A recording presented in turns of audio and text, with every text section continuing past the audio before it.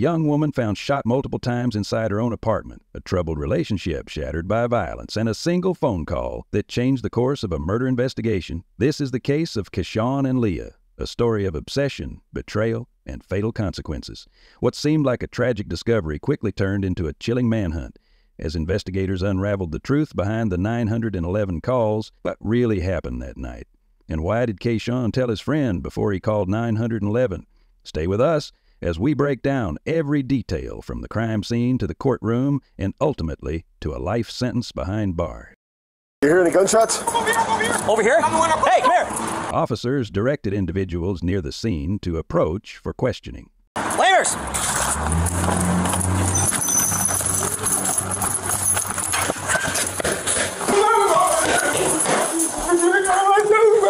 Stand over there. Stand over there! Don't move. I'm not moving, bro. I punched the gun on my soul. I'm not moving, bro. Officers follow Keshawn to Leah's apartment, where they find an unresponsive Leah on the floor, blood coming from her head.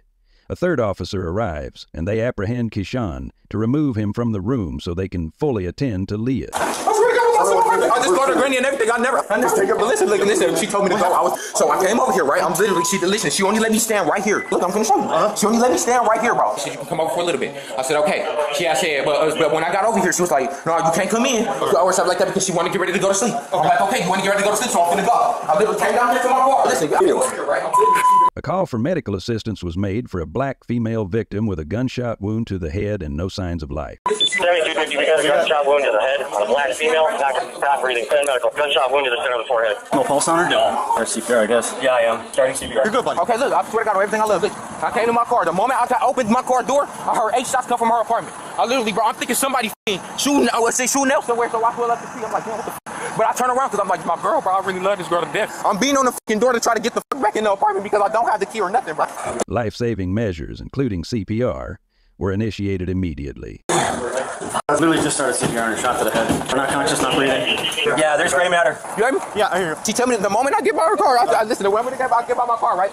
Listen, I hear 8 shots, bro. I run upstairs, bro, because I listen, bro, her door is unlocked because she just closed the door behind me, bro. I made sure she was okay because I told her, when I was here, I said, okay, I'm going to call you later. Like, the victim was employed at a local Walmart and was reportedly preparing for work that evening. Because I know you got work tonight. She worked at Walmart on East Capitol. Okay? When I got to my car, I swear to God, I heard 8 shots. I go up there, bro. All I do is open the door, bro. She's ready. Do we know how long ago this happened? We just got here, and this guy is the one that called. I have no idea, to be honest. Do you have any info on her? No, I have none. We just got up here. So, right, I mean, you guys came here quicker than... Officers identified a bullet fragment near the victim's left side, prompting caution around the body. You know, hey, there is a bullet next to her on the left side, so be careful where it is. I'm sorry, I'm not trying to get in your way here, man. Yeah. But right now, she's obviously shot. Officers clarified to Keshawn that he was being detained for questioning, pending the investigation.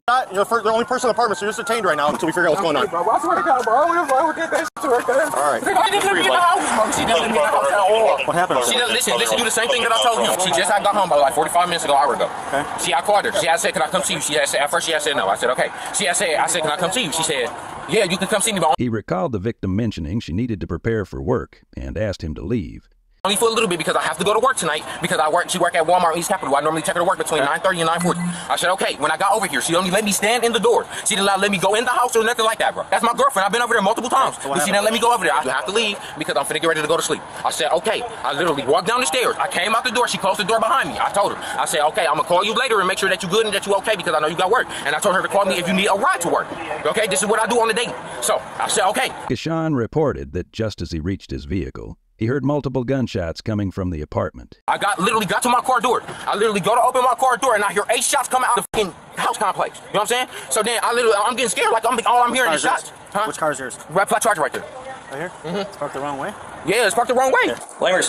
Yep. Oh, there you are. Okay. I'm trying to find an ID. I'm trying to look for the gun. I'm just trying to make sure there's no gun in here. What happened after that? What'd you do? Because, listen, I got up in the car, bro. I pulled up, I'm like, what the f*** they shooting? But, you know what I'm saying? I don't want to get shot. Shit, you know what I'm saying? I'm an innocent bystander. Or whatever. I want him to come outside or whatever the f*** case may be and shoot me. So I'm like, okay, babe. So, I turn around like that. I literally turn around.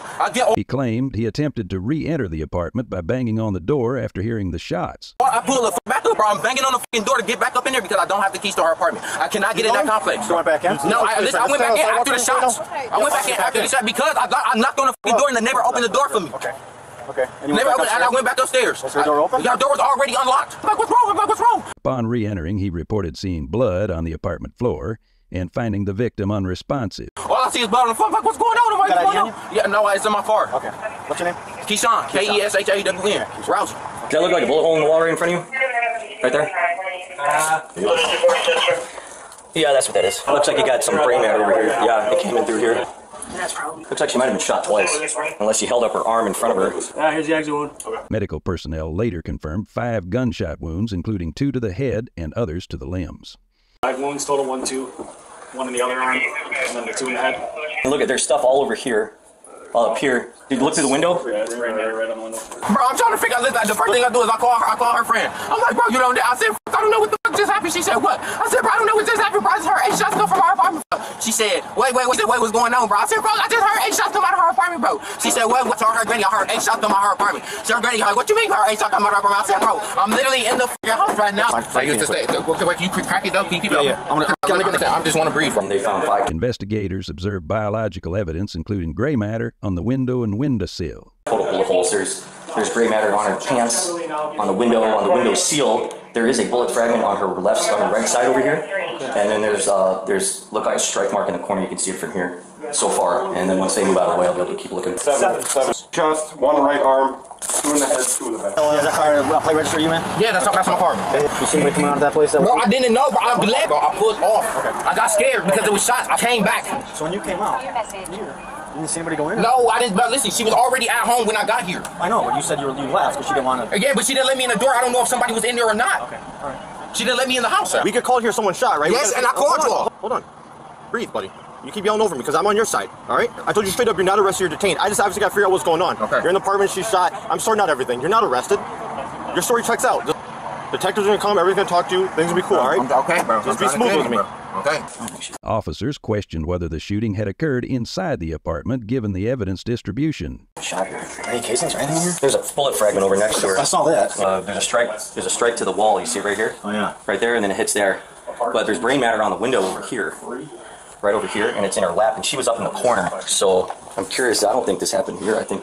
You don't think it happened here? Oh, there's not. She got shot 5 times. She got shot 5 times? There's 7 total holes. Yeah. Yeah, he said he heard 8 gunshots. Yeah, there's no one else in here. This was unlocked. Anything on the home? No, there's nothing else in there. He had 3 callers, and he's one of them. This officer relays his knowledge of the situation to who appears to be an investigative officer. Simultaneously, Keshawn again recounts his story to an officer, but added small additional bits of information. Bro, what's up? Now I'm talking to you. Listen, I'm trying to tell you, bro.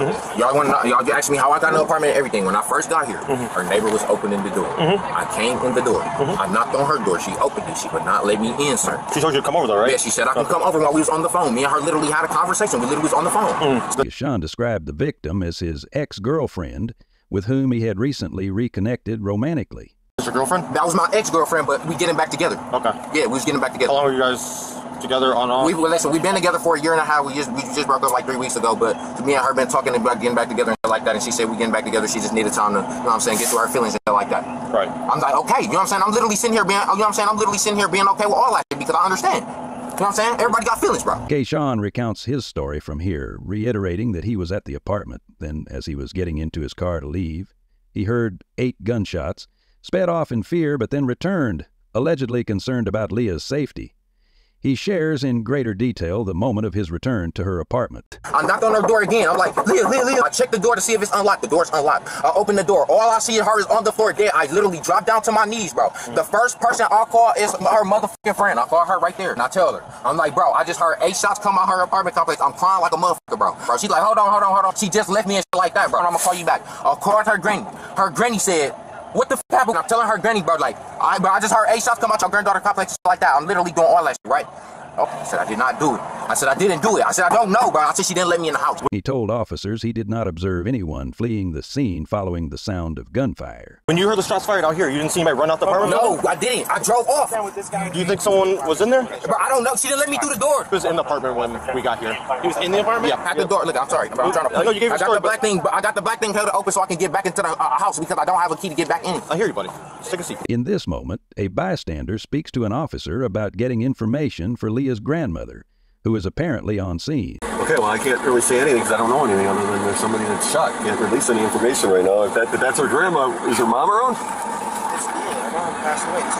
Okay, well, have her sit there. I'll come talk to her in a minute, okay? The bystander implies that Leah's mother is deceased, and social media posts made by Leah herself supports this claim.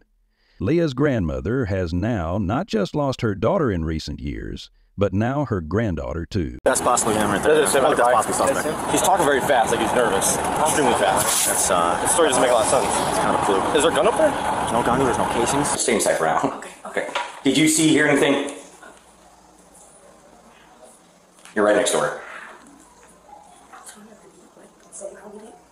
I'll tell you what, I'll let a detective know to come over and talk to you in private. While an on-camera interview does not happen with this individual, officers do question the downstairs neighbor about the incident. We heard a loud bam bam. I didn't think it was a gunshot, but I just thought he was banging on the door some more. Like I thought he kicked it now instead of hitting it, but then he ran off. Yeah. Could you make out what he was saying? He was like saying let me in, she was saying go or leave or something, just like that. I just knew them like 3 months ago. Okay. And they argue all the time. 10 minutes later, the car pulls back up, but he has someone with him, a female. I hear a female voice, and they're both like, she dead. So I'm like, oh no, he killed her. The female that this witness mentions is never explained, nor are we aware of any charges pressed against a second individual for this case.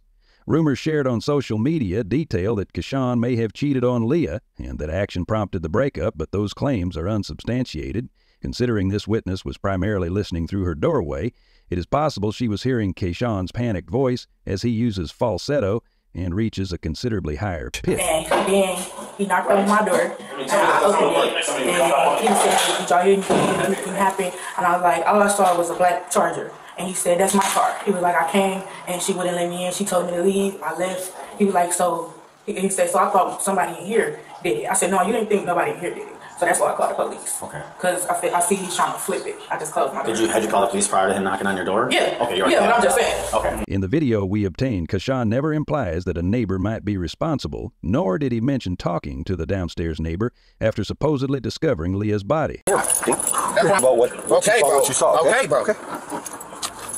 According to news reports, investigators found more details surrounding the 911 calls. The first call revealed further suspicion of Keshawn's actions. Allegedly, before Keshawn called 911, he called a friend and shared that Leah had been shot at her apartment. Keshawn told officers this information on scene. However, his friend revealed Keshawn left out the bit of information where he allegedly admitted to shooting Leah, which is what prompted the friend to make the first 911 call. Investigators interviewed others who were close to Keshawn and Leah and found that Keshawn was apparently very possessive of her. The pair held a very rocky relationship, as alluded by Keshawn himself on scene. Other close friends shared that Keshawn had threatened to kill Leah last fall, and he allegedly purchased a gun in order to do so. News reports indicated Leah had 8 gunshot wounds in total, matching Keshawn's story that he heard 8 gunshots. Sadly, investigations also discovered that Keshawn and Leah knew of each other since 3rd grade. After his arrest, Keshawn was charged with first-degree murder, with modifiers for use using a dangerous weapon, and for domestic abuse. This is the only criminal charge we could find in Keshawn's records. Roughly 2 weeks later, he entered a plea of not guilty. The court set a $250,000 0-cents cash bond that Keshawn never posted. In February of 2023, almost 8 months after Leah's killing, a jury unanimously found Keshawn guilty at trial. In March, he was sentenced to life in prison, confining him for at least 35 years after Leah's death, until April of 2057, when he will be 55 years old. Violations during his prison sentence can extend his total stay by up to 40 days for each infraction. He may petition for extended supervised release after his prison sentence is complete.